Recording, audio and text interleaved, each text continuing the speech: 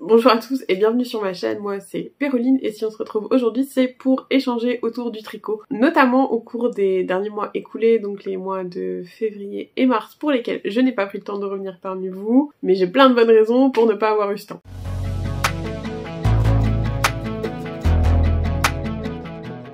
Raison numéro 1, j'ai préféré passer mon temps clairement à tricoter et même à crocheter. Raison numéro 2, j'ai eu l'occasion de participer à 2 salons de laine. Je suis donc allée à Exceptiolaine et je me suis aussi rendue à Malakoff, hein, toujours avec des copines, c'est beaucoup plus sympa ainsi. Et après se sont ajoutés aussi tous les tricotés à Metz. Bon alors clairement c'est du temps que j'ai en moins pour filmer, mais pour mon plus grand plaisir, parce que ça permet de discuter avec des gens en réel, et c'est très sympa aussi. Il ne vous aura pas échappé que je suis légèrement malade, mais si j'attends de ne pas être malade, d'avoir du temps, d'avoir un peu de luminosité, un peu de motivation, mais nous le cachons pas, je pense que je ne reviens jamais en vidéo si j'attends le parfait combo, donc on va y aller, c'est pas très grave, j'espère que ce sera pas trop désagréable à écouter.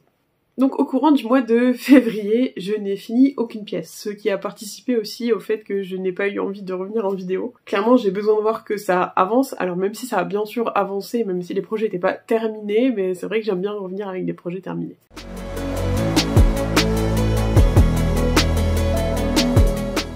La première pièce que je vais vous présenter, il s'agit d'une paire de chaussettes, c'est le modèle Collioï 2.0 de Lysandre Hourdin, que j'ai réalisé avec des laines industrielles. Donc j'ai utilisé de la Magic Tweed de Lange.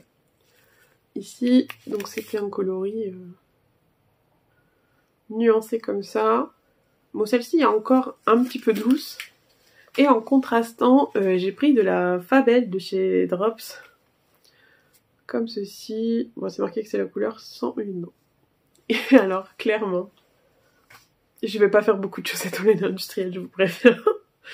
Non, sans rire, j'ai trouvé ça pas agréable du tout. En fait, si vous voulez mes chaussettes, à part la paire de soquettes que j'avais fait avec la Downtown, là, de Schrips, je sais pas quoi, là, qui en plus peluche au bout de 3 portées, quoi. Bon, bref, les laines industrielles en chaussettes, c'est pas très agréable. J'espère par contre que ça va être plus résistant. Comme c'est pour ma boîte de bas, actuellement, je ne les ai toujours pas portées. Donc je crois que je vous avais montré la première déjà, je sais plus. Bon bref, peu importe. Elles sont bien. J'avais fait une erreur sur la première. Normalement les côtes ici sont censées être de la même couleur que le coloris principal. J'ai lu trop rapidement, donc j'ai fait la même erreur sur les deux, comme ça les côtes sont en contrastant sur les deux. Au niveau de la construction, donc on part... les termes vont être difficiles à trouver aujourd'hui. On parle de la tige, donc on fait une première section de côte semi-torse. Ensuite vous avez une alternance entre différents coloris. Alors je crois que dans son patron, Lysandre met plusieurs contrastants. J'ai pas précisé, c'est un patron gratuit. Et alors au début j'avais pas fait les changements de couleur en glissant la maille au 2e rang. Et donc là ça se voit plus sur l'autre. Je crois que c'est le côté là où j'ai changé les couleurs, mais ça se voit moins, voilà. Donc on commence par les côtes.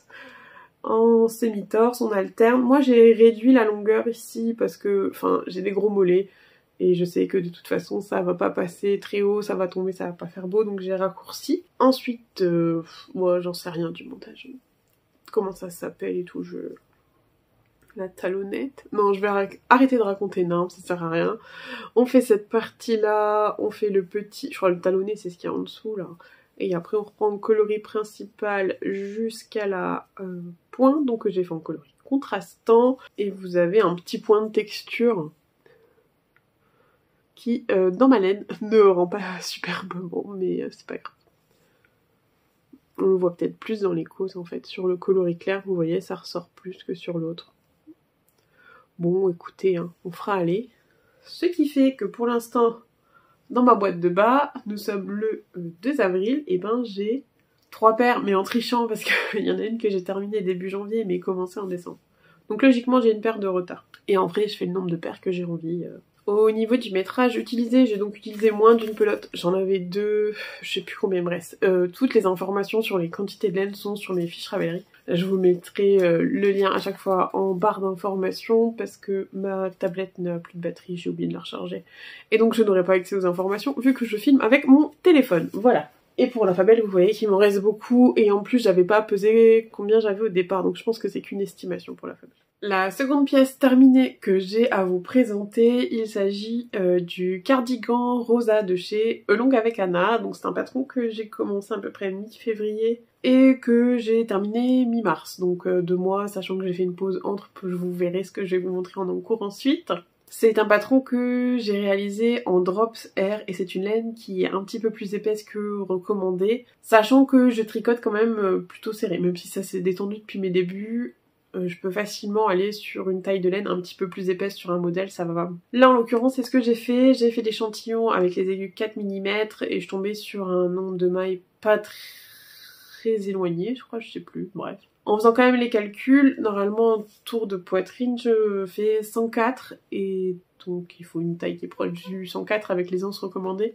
En faisant des petits produits en croix, ici la taille 85 suffisait, donc c'est celle que j'ai réalisée. Au niveau du coloris, donc de la Drops Air, c'était le coloris gris clair, je crois que c'est ça, je sais plus trop.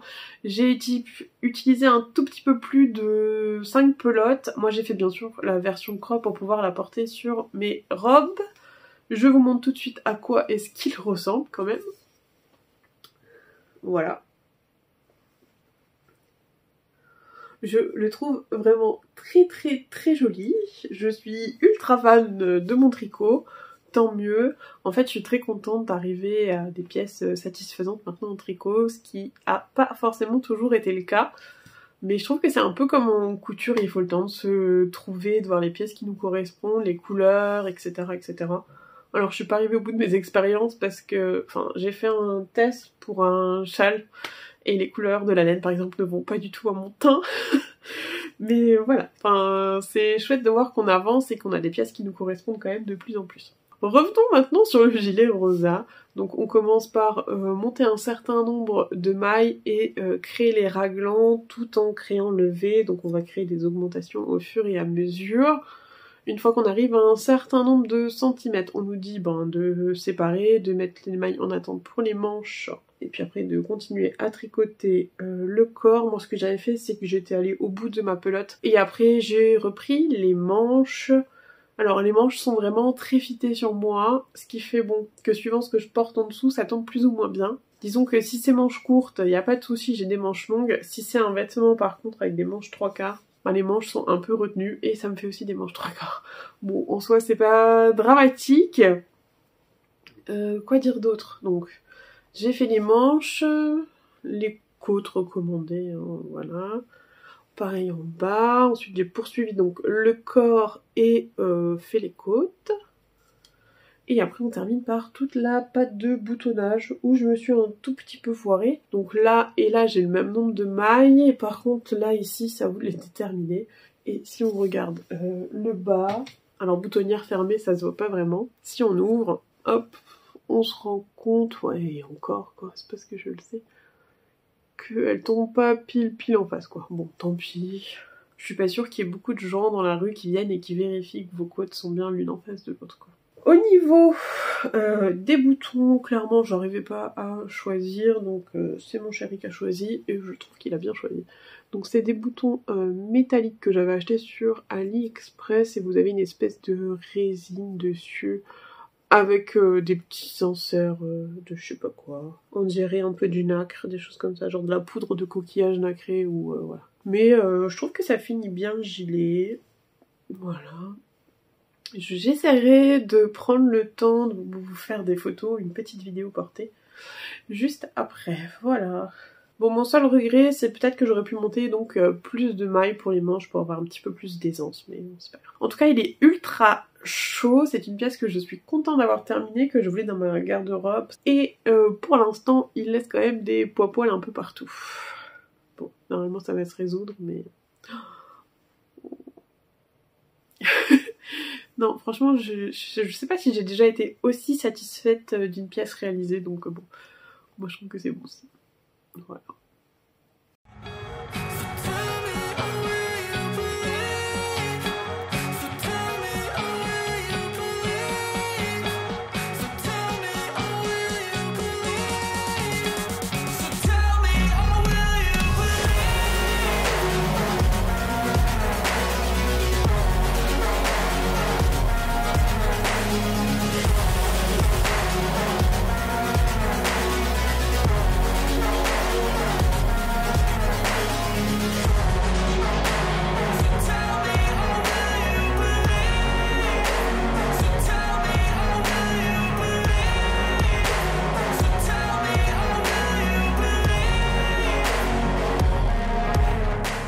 va terminer avec le dernier fini, il s'agit du châle saison. Alors j'ai eu l'occasion de participer à différents salons laineux, notamment Exceptiolène, et avec les copines avec lesquelles on le faisait, on s'est toutes pris une quantité pour faire un châle saison, qu'on a quasiment toute fini je crois, et quelques jours après sortait la vidéo d'Audrey V, c'est ça, donc Audrey, pour laquelle elle organisait un cale autour du châle saison, donc j'ai dit aux copines venez on se rajoute au cale en plus, double bonne raison de le faire. Et donc moi sur le salon j'ai craqué sur deux laines chez Tricot et Stitch. La première c'est donc son rouge là, hop celui-ci. C'est le coloris Réveillon, donc j'imagine que c'était sa collection de décembre, l'almanach de la tricoteuse de décembre peut-être. Et le second, Wintering, et ça je crois que c'était celui de février. Alors l'avantage sur son stand, moi le premier que j'avais repéré c'était donc Wintering, et elle fait tous les petits échantillons soit au crochet, soit au tricot. J'ai repéré le premier et après il n'y a plus qu'à prendre les petits échantillons et se promener de gauche à droite et voir quel écheveau va pouvoir convenir au premier que vous avez sélectionné. Franchement j'adore ce coloris, il est sublime. Et donc les deux ensemble ça donne ça. Voilà. Je vais vous montrer d'un peu plus près. Alors, ne me demandez pas ce qui s'est passé à Exceptiolène, j'ai pris quasiment que de la base du lurex. Pas lurex, c'était Lina.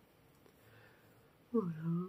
Et donc, alors, je sais même pas s'il faut vous présenter encore ce châle. Donc, le châle saison est un patron gratuit proposé par laine poudrée, donc Laura. Moi j'en avais déjà fait une première version avec des laines allemandes de je ne sais plus qui. Je vous mettrai en tout cas la photo. Sinon sachez que tous mes projets normalement, la plupart en tout cas, vous les retrouvez sur Ravelry avec toutes les indications de quantité, etc. Donc on commençait par la pointe. Ensuite, vous avez la première section de rayures, la première section de dentelle. Alors si on cherche bien, il y a des endroits où il y a des erreurs dans la dentelle, il manque des trous. Bon. C'est-à-dire que si ça avait été mon premier projet, ça m'aurait embêté, j'aurais pas su comment rattraper. Maintenant il manque une maille, voilà on la rajoute et puis c'est tout. Franchement là en regardant, peut-être que vous l'avez vu, hein, mais on va peut-être pas perdre plus de temps à chercher des erreurs. On reprend avec la deuxième section de points mous de rayures. Section de points mousse, rayures, deuxième section de dentelle. Celle-ci par contre je n'avais pas fait de faute, mais regardez-moi ces couleurs là. Oh, franchement moi j'adore. Encore des rayures. Là je suis allée au bout de mon coloris Wintering, j'avais plus rien. Et enfin j'ai fini par l'icord et je crois qu'il me reste entre 20 et 30 grammes de mon coloris contrastant. Là. Il faut dire que les écheveaux étaient très généreux, j'avais 110 grammes par écheveau à la place des 100 indiqués. Donc voilà à quoi il ressemble porté, franchement j'aime beaucoup. Avec mon petit gilet ça va trop bien. Avec une veste en jean ça va très bien. Oh elle va très bien avec tout de toute façon, voilà. Franchement, c'est les écheveaux que j'ai achetés et tricotés les plus rapidement, je crois. Je suis ultra satisfaite. Voilà, il est très beau. Donc merci Audrey pour le cale, merci les copines qui l'ont fait aussi. Et donc par le biais de ce cale, ou elle s'était déjà vue avant, je sais pas. Christine, donc je sais plus son pseudo sur Instagram, je vous le remettrai, organise des tricotés sur Metz. On se retrouve dans un petit café sympa juste à côté de la gare. Et c'est très plaisant de pouvoir échanger au plus près de chez soi un petit peu, voilà. Enfin au plus près, moi j'ai quand même 1 heure de route, mais c'est pas grave, je me déplace avec plaisir. Voilà pour ce châle, et donc ce qui fait que sur Mars j'avais quand même 3 pièces finies, donc je suis plutôt satisfaite.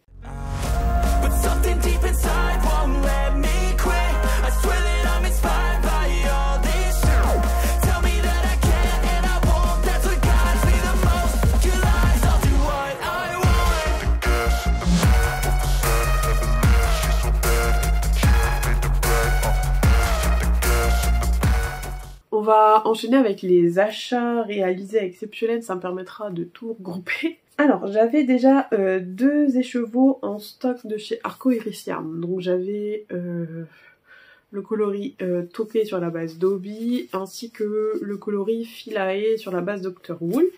L'idée au départ c'était d'en faire un châle bicolore, mais donc ma copine Fred a très envie de faire le Shima Shawl et je me suis dit bon allez, peut-être autant suivre, et j'ai ramené mes 2 sèche-chevaux pour en trouver un troisième.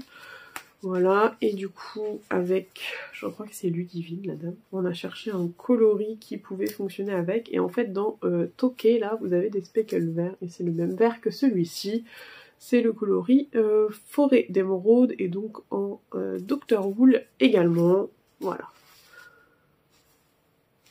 Il faut que enfin, je sais pas encore en quel de mettre les couleurs, mais on verra bien. Et donc ça devrait me faire un châle. Oui, les couleurs, je ne sais pas ce qui se passe en ce moment au niveau des couleurs. Ne cherchez pas, je ne sais pas. Voilà. Donc finalement, j'en ai acheté que un ici, donc 2 chez Tricot et Stitch. Ensuite, il y avait le bruit des aiguilles. Et j'ai craqué pour un écheveau. Alors moi j'ai pris donc la base Stellina Or.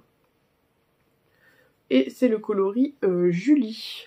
Donc vous avez du violet, du vert, du blanc et du violet plus clair, voilà. Je cherchais la 4e. Et j'ai pris pour aller avec un mini. Donc l'idée c'est de tricoter un long tube et venir faire les talons, côtes, tout ça après coup, on verra bien ce que ça donne.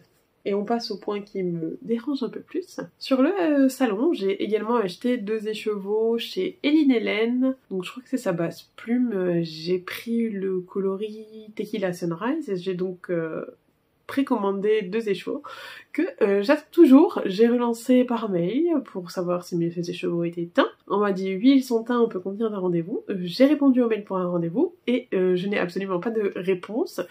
Bien sûr, comme c'est une précommande, on a déjà payé, donc moi j'ai déjà donné mes presque 50 balles pour 2 écheveaux, et je n'ai toujours pas la laine, on est quand même presque 2 mois après. Donc franchement, ça... voilà.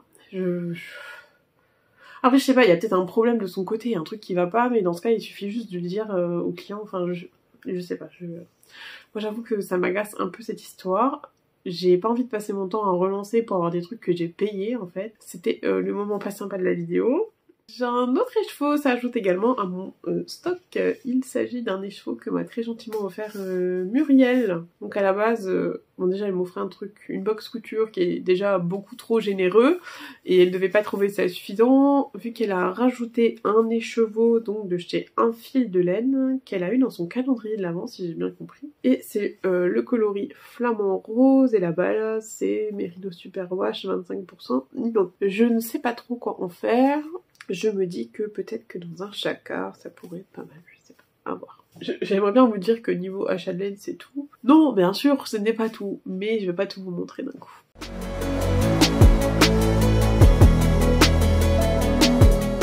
Au niveau des différents ans, lors du salon Exceptionnel, j'ai eu aussi l'occasion de rencontrer certaines, notamment Vanessa, puis on a rapidement échangé entre midi, notamment autour du jacquard, parce qu'elle avait un magnifique... Attendez, faut pas que je me trompe dans le nom, sinon je vais me faire répondre. Je crois que c'est un automne alpine. Ouais, ou un alpine bloom. Non, je crois que c'est un automne alpine. D'ailleurs, tant qu'on en parle, elle a lancé sa chaîne YouTube et vous pouvez la retrouver sous le pseudo Créaness. Je vous mettrai le lien en barre d'informations si ça vous intéresse. Et donc, je sais plus si c'était le soir même ou le lendemain, elle m'envoie un message sur Instagram. Est-ce que tu veux qu'on monte ensemble le Sugar Bush? Du coup, c'est le modèle dont j'avais parlé. Et ben, j'ai dit, allez, go! Et donc, il est à l'intérieur de ce sac à projet. Je vous montre quand même mon sac à projet. Donc j'ai décidé, je sais pas, de patronner un patron de sac à projet avec une fenêtre transparente. C'est vrai que j'avais déjà vu 2-3 fois, alors pas avec des fenêtres, mais avec des portions transparentes. Je sais qu'il y a Ludivine et Rose et Baldelaine qui fait ça, je crois, dans un de ses patrons. Bon, moi je vous avouerai que les finitions qu'il y avait à l'intérieur ça m'a pas botté. J'ai donc décidé de réaliser mon propre patron et donc là vous retrouvez donc ici une portion de liège que vous retrouvez aussi en dessous. Là vous avez un tissu à paillettes et à l'intérieur bon j'avais pris une cotonnade qui me restait. Alors bon comment dire, la finition n'est pas top. Mais c'était une première version qui m'a permis de me rendre compte des erreurs à pas refaire, des choses à améliorer, etc. Bon bah voilà, je garde pour moi. Et puis la petite fierté c'est de mettre l'étiquette. Bon alors les étiquettes, soyons pas fous, c'est AliExpress. Voilà. Bon, tout ça pour revenir au pull. Donc j'ai utilisé les chevaux de chez Atelier Balilou que j'avais gagné, que je vous ai montré dans les vidéos de décembre je crois. Voilà, alors j'en ai pas utilisé grand chose. J'ai pas pensé cette fois-ci à peser les chevaux avant. Mais si j'ai utilisé... Alors s'il faisait 100 grammes, j'ai utilisé un peu moins de 25 grammes je crois pour faire le contrastant. Et s'il faisait plus, je sais plus... Enfin je peux pas vous dire, j'ai pas pesé avant. Mon coloris principal c'est de la Drops Nord. Mon coloris 25, voilà. Donc ça et ça. Le problème c'est que ça contraste pas forcément super bien. Bon écoutez, c'est mon premier jacquard, j'ai envie de dire je m'en fous un peu quand même. Enfin il n'a pas besoin d'être parfait. Je rêve où j'ai juste un câble. Oh, vous savez que je cherche des câbles partout, les aiguilles, le câble sont là. Bref, sans commentaire. Donc, le Sugar Bush, c'est un patron gratuit de chez Marie-Amélie Design. J'ai fait quelle taille? Je sais pas. En fait, on est parti un peu sans échantillon. Bon, je suis pas partie non plus comme ça sans échantillon au hasard. C'est un modèle que j'avais déjà fait... Non, c'est une laine que j'avais déjà tricotée à l'époque où je tricotais plus serré. Donc je me dis logiquement je me suis détendue, ça devrait le faire. J'ai fait la taille 105, sachant que les anses recommandées c'est entre 2 et 7 cm. J'en suis où? Déjà on dirait que c'est un pull pour enfants. Clairement. Je crois que je suis un peu tendue du jacquard pour l'instant, mais c'est pas grave. Enfin, voilà. Donc voilà à quoi ressemble mon jacquard. Vous voyez au niveau du contraste c'est pas fou quoi, mais bon, tant pis, à maintenant il est fait. Et au dos c'est comme ça. Voilà. Bon, en soi, je trouve l'ensemble très mignon. J'espère que la magie du blocage va faire qu'il se détende. Après, en vrai, une fois qu'il est posé, il s'étire un peu quand même. Et finalement, il n'est pas si moulant que ça au niveau de la poitrine et du bas du corps, donc ça devrait le faire quand même. Donc, une fois que ça s'était fait, il fallait donc faire quelques centimètres et séparer pour mettre les manches en attente, faire le corps. Et alors, autant quand j'ai fait cette partie-là, je jetais mon fil à chaque fois, autant après je suis partie, je crois qu'on dit à la Continentale, et du coup c'était vachement plus lâche. Écoutez, je veux faire ces expériences, c'est pas grave, tous mes pulls n'ont pas besoin d'être parfaits pour l'instant. Franchement, c'est de la drop, enfin c'est de la laine drops, c'est pas non plus comme si c'était un pull en laine de teinturière, pour lequel je serais peut-être plus agacée de pas avoir une tension très régulière. Et là, si vous regardez, quoi qu'on... Ouais, en caméra, ça ne voit pas énormément non plus, hein. Enfin, c'est pas... Là, il est pas lavé, pas bloqué, donc il y a moyen que ça fasse plus joli après. Voilà. Donc ça c'était le dos, donc voilà. Il me reste les manches à faire. Mais alors vous savez pourquoi les manches n'avancent pas? Je déteste faire cette partie là, où il faut relever les mailles en fait. Une fois que c'est fait, c'est bon, la manche avance toute seule. Mais tant que c'est pas fait, ça n'avance pas. Je sais pas, c'est un peu... Il me faut un petit élan comme ça pour m'y mettre, et puis c'est bon, mais il me faut cet élan. Voilà, donc pour mon pull... Ah si, j'ai fait un peu n'importe quoi au niveau des rangs raccourcis. Donc elle vous fait faire tout le plastron de jacquard, et après il y a un système de rangs raccourcis. Mais enfin j'ai pas fait vraiment le bon nombre... En fait il y a un côté je trouvais que ça allait beaucoup plus vite que l'autre. Oui c'est normal, il y avait 100 mailles d'écart. Bon, je suis pas sûre que ça se verra à la fin, je suis pas sûre que... Là déjà je m'en suis rappelé parce que je les vois et que ça m'énerve là. Là, on voit les mailles des rangs raccourcis. Mais voilà. Donc il faudrait que d'ici fin avril quand même j'ai fait les 2 manches, ce serait plutôt cool et encourageant. Voilà. Projet suivant à vous présenter. Alors ça c'est ma dernière version de sac à projet. Donc je l'ai fait dans un espèce de vinyle cuivré. Alors j'en ai offert quelques-uns des sacs, ne soyez pas jalouse de ne pas avoir ça, parce qu'en fait j'ai un autre sac à projet où j'en ai et le matériau ne dure pas, il s'use très vite, la couleur part, donc voilà, je l'ai gardé pour moi. Donc vous voyez que par rapport à la première version, donc j'ai rajouté les petites poignées, ici les sangles montent plus haut, alors la vitre est un petit peu plus petite, mais ça n'empêche qu'on arrive à voir ce qu'il y a à l'intérieur. À l'intérieur, donc il est tout doublé, donc là c'est le même tissu que vous avez devant, c'est un tissu Katia. Et puis ben c'est vachement mieux fini que le premier quoi, à l'intérieur il n'y a pas photo. Et donc vous n'avez absolument aucune couture apparente. Franchement je suis très fière de mon modèle. Ah non, j'ai oublié de mettre l'étiquette. Bon bah tant pis, il sera sans étiquette. Voilà. Donc petit sac de printemps, j'aime beaucoup. À l'intérieur, on y trouve un autre écheveau que j'ai acheté à Exceptionnel, mais qui est déjà en train d'être tricoté, franchement. Je m'impressionne moi-même. C'est de la Célène. Son coloris chocolat en 75% mérino, 20% nylon, 5% stéline à or. Voilà, donc assez nuancé quand même, en semi-solide. C'est un fil de couture là, hop. Très joli. Et donc on le savait très bien aussi au salon, voilà, on a acheté une quantité pour faire un châle iris. Donc moi j'avais un mini de chez Tôt le matin Yarn. Est-ce que j'ai acheté un kit à chaussettes à 30 balles, exprès pour avoir le mini pendant août. J'ai un peu honte, mais oui, j'ai fait ça. Oh là, je vous jure. Je sais pas comment faire pour que ça marche. Bon bref, sinon je vous mettrai une photo du coloris.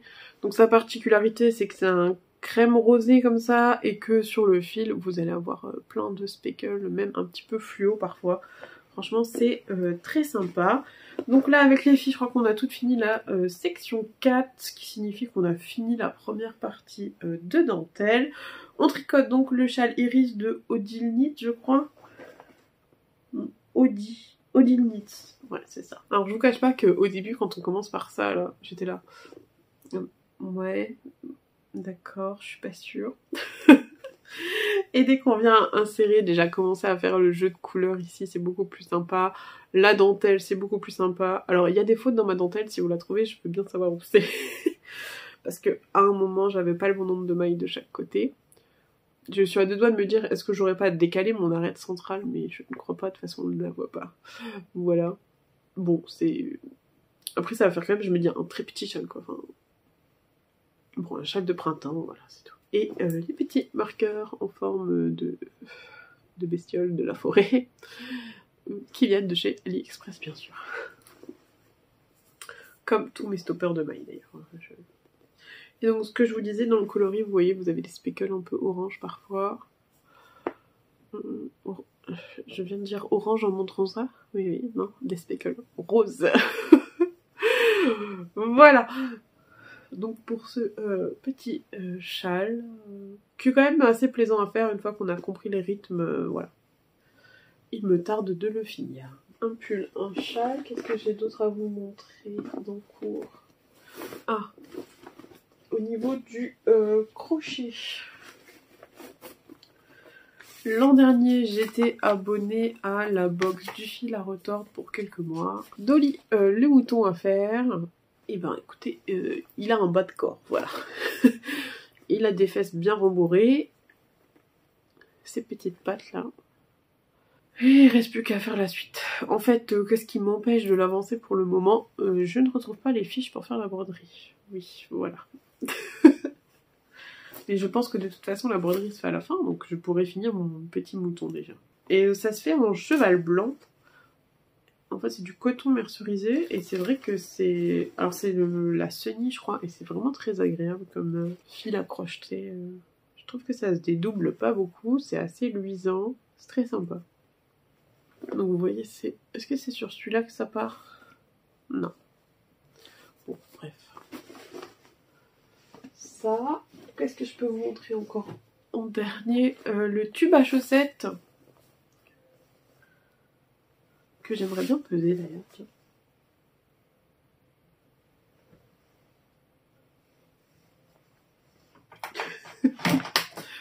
Bon, j'avais l'impression qu'il avait bien diminué, mais il me reste 70 grammes encore. Pareil, je l'ai pas pesé au départ, donc des fois je me fatigue un peu en fait. Je sais plus où je m'étais arrêtée quand je vous l'avais montré. Il avance. Le truc c'est qu'il avance quand je dois charger ma voiture. Alors j'ai une voiture électrique, donc parfois il faut que j'aille en station la charger. Donc c'est à ce moment-là que ça avance. Et par contre on peut voir que ma tension n'a absolument rien de régulier. Donc je sais pas. Je pense que avant de faire mes chaussettes, je ferai un blocage, voir si ça se résout ou pas. Mais franchement le coloris, donc c'est Volnena Yarn, est vraiment très joli. Il n'y a pas de souci là-dessus en tout cas. Bon, écoutez, là, je pense qu'on a quoi? Une chaussette, peut-être. Il en manque encore quelques-unes à faire. Voilà. On termine avec une dernière partie, un petit peu les achats que j'ai pu effectuer, hors exceptionnel, du coup. Et ben j'habite pas très loin de l'Allemagne, et en Allemagne quand vous allez dans les supermarchés vous avez des bons rayons de laine quand même. Bon, bien sûr des laines industrielles, vous avez beaucoup de Grundel, ou je sais pas comment on dit, hein. Par exemple celle-ci à Grundel. Et donc bon ben, voilà, j'ai craqué, enfin j'ai craqué pour une raison, donc c'est la Hot Socks sensitive. Et en fait c'est un fil qui contient 58% de coton, 38% de polyamide et 4% de polyester. Donc je me suis dit que pour faire des chaussettes en coton, ça pouvait être sympa d'essayer. C'est un coloris auto-rayant ici, je sais pas si vous allez trop voir. Voilà. J'ai payé 9 € la pelote quand même, je crois. Donc c'est pas donné non plus, mais bon. Voilà, et le fil est comme ça. À voir ce que ça donne. Sinon, j'ai eu l'occasion d'aller à Malakoff et Laurie m'a très gentiment offert un patron de gilet chez Les Instants de Louise. Donc c'est un patron de gilet qui a la particularité d'avoir des côtes qui remontent un petit peu et qui se tricotent en déca. Ça j'avais pas en stock, j'avoue que je me suis fait plaisir. J'ai commandé chez Loli l'a fait la quantité pour le faire. Donc c'est ça, Mérinos déca en coloris érable. Donc je me suis dit par contre faut absolument que ça tranche avec le gris. Faut pas le refaire en gris, ça n'a aucun intérêt. Et donc je crois que j'ai 10 ou 11 pelotes comme ça. Je pense que vous le voyez un peu plus rouge, il est quand même un petit peu plus brun, mais bon, vous avez une idée. Et toujours au salon, donc salon pour lequel ils n'ont fait le choix d'avoir qu'un certain type de laine, enfin de ne pas inviter d'autres teinturières. Bon, mon point de vue là-dessus, c'est que ben, c'est dommage, je sais pas. Ça reste quand même de l'artisanat français, c'est dommage de pas le mettre aussi en valeur. J'avais quand même envie de tester la laine assez naturelle. Par contre je vous cache pas que mettre 28 ou 30 € dans un écheveau pour un truc que je ne sais pas si je vais au final supporter. En fait si c'est un projet pour lequel je suis sûre qu'à la fin il n'y a pas de souci, ça va aller, je me dis encore bon, un de temps en temps, bon voilà, c'est pas comme si... Enfin voilà, c'est mon plaisir. Je le tricote pas non plus en 2 jours. Si je compte par rapport au nombre de mois, enfin de jours où je l'ai tricoté, finalement ça fait un coup par jour qui va pas être excessif. Si c'est pour un truc dont je ne suis pas sûre à la fin de le porter, ça m'embête un peu. Et donc c'est pour ça que j'ai acheté quand même une quantité pour faire un top. Le top, je crois que c'est Circis ou Cercis de Marie-Amélie Design. Et donc en gros il fallait 2 écheveaux que j'ai acheté chez La Fille au Renard. Donc elle travaille plutôt directement avec une filateur où elle récupère la laine. Donc moi c'est de la laine de pays, fingering de brin. Il y a 400 mètres pour 100 grammes et c'est le coloris Aventurine. Donc qui devrait finir en top. D'après la teinturière, logiquement ça pique un peu au début et après ça ne pique plus. Et ben on va tester et on va bien voir ce que ça donne. Écoutez, je crois que j'ai fait le tour sur tout ce que j'avais à vous dire. Je vous dirai bien, je reviens le mois prochain, mais rien n'est moins sûr. Hein. Écoutez, je vais vous laisser là, on se retrouve une prochaine fois pour parler tricot, en espérant que ça n'ait bien avancé. De toute façon, je ne vais revenir qu'avec des projets terminés, sinon ça ne m'intéresse pas trop de venir juste vous montrer mes avancées, j'ai pas trop de temps à consacrer pour ça, voilà. Quoique...